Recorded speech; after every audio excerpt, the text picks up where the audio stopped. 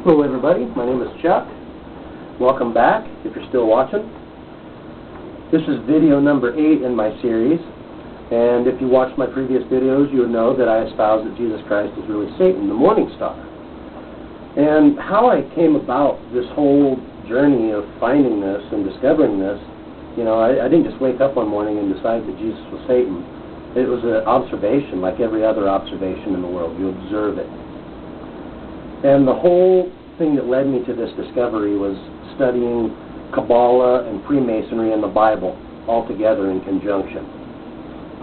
And basically I studied, Freemasonry, and I studied the works of, people like Albert Pike and these top Masons.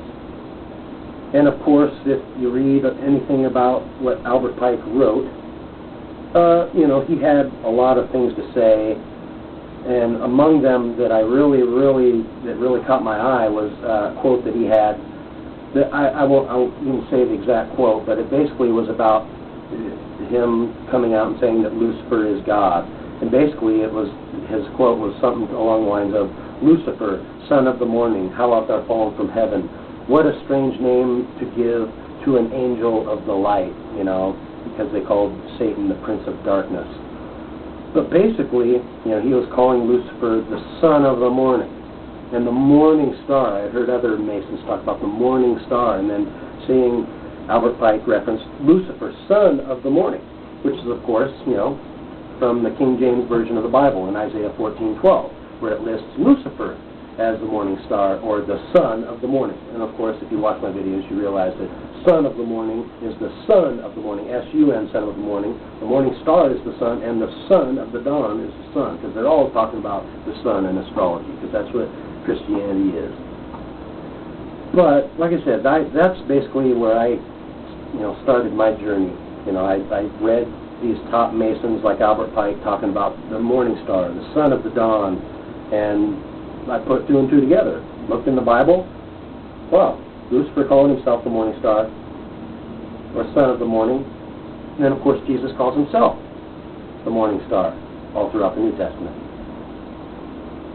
You got to put 2 and 2 together sometime. When Jesus is calling himself the same thing that Satan or Lucifer is listed as, that should make you ask some questions. And like I said, it's all about seeing the signs. I mean, that's, that should say something right there.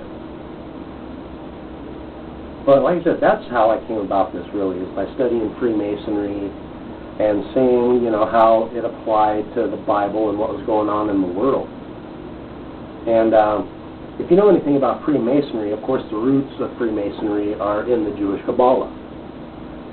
And of course, that's, why the Bible has all these, Kabbalah references, and why it's nothing but Kabbalah, because it's all, it's all rooted in the Kabbalah. And of course, if you know anything about Freemasonry, the Kabbalah, they have a occult numerology is what they use, and they use especially the numbers 11, 22, and 33.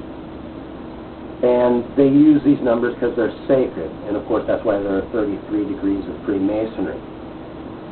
Then of course, you apply that to the Bible, and look at all these clues and see how that applies to the Bible. Well, 11, 22, 33. There are 33 degrees of Freemasonry. All right. How old was Jesus when he was crucified?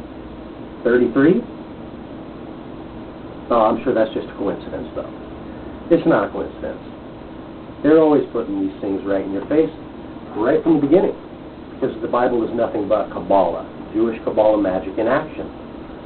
And they're dropping the hints right in your face from page 2.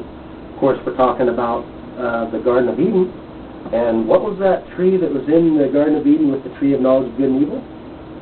Oh, the tree of life, also in the midst of the garden. Of course, if you know anything about Kabbalah, the tree of life is a very important concept to Kabbalah. And of course, they're dropping it right there in your face. It's page 2. And they're already dropping the Kabbalah references in the tree of life. Then, of course, like I said, Jesus died when he was 33. There's another obvious, blatant, reference to this 11, 22, 33 occult numerology that these Freemasons love to use. Then, of course, when Adam and Eve, when they eat of the tree of knowledge of good and evil, and they realize that they are naked, they sew fig aprons together. Then, of course, the Lord God makes coats of skins and clothes them in Genesis 3:21, which to me, when they make their aprons, that's a reference to Masonic aprons, and the Masonic aprons with their emblems and all the stuff they use in their rituals. It's another Kabbalah reference. They're talking about coats of skins that the Lord God makes for Adam and Eve, but they make for themselves aprons. It's right there. Then, of course, if you go to Genesis 23:8, and I'm sure it's before that also, you get to see another Kabbalah reference, which is Zohar. And this is 23:8, Genesis 23:8, this last sentence. Hear me, and entreat for me to Ephron, the son of Zohar. Well, if you know anything about Kabbalah and Freemasonry, you know that the Zohar is the book from which Kabbalah, mysticism, and magic is based from. And that's why they're putting this. Like I said, this is still in Genesis. And they've already put these, real big hints right in your face. And of course, that explains why the Jews are the Christians' chosen people. Because Kabbalist Jews wrote the Bible to enslave people to them and make them their slaves and make them do their bidding. So obviously their Kabbalah magic is working pretty good. But that's what, you just got to look at the signs, and that's what this is all about. Look at more signs. Well, why does the Pope wear a yarmulke? If you ever see a picture of the Pope, he has a Jewish yarmulke on his head. Exactly. See the signs. Because the Bible is nothing but Kabbalah in action. From the second page on, like I said, even all the way through to where Jesus is crucified when he's 33. Like I said, it's all about seeing the signs. And you've got to take all of this information and put it together and put all the pieces together as a puzzle. It's about looking at the Bible, and it's about looking all around you, looking at real life.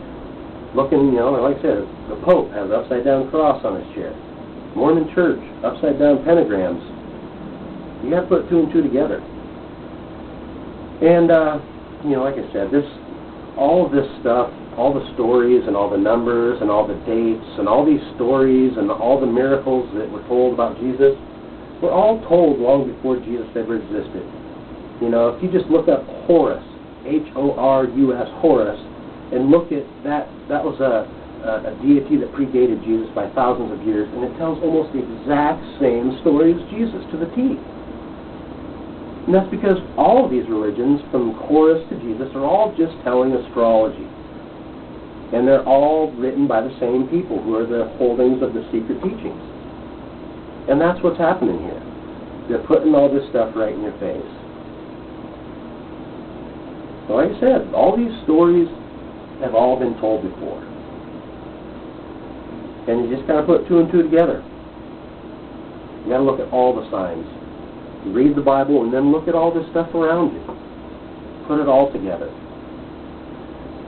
But that's where I'll stop right here. But like I said, you just got to pay attention. See the signs. They're dropping them right in your face. If you see them, you'll know exactly what's going on. Study all religions, not just Christianity. And you'll see that most religions are telling almost the exact same story. And they almost all have the tree of life in them also. And that's for good reason. But like I said, that's all boils down to the fact that Jesus is really Satan, the morning star.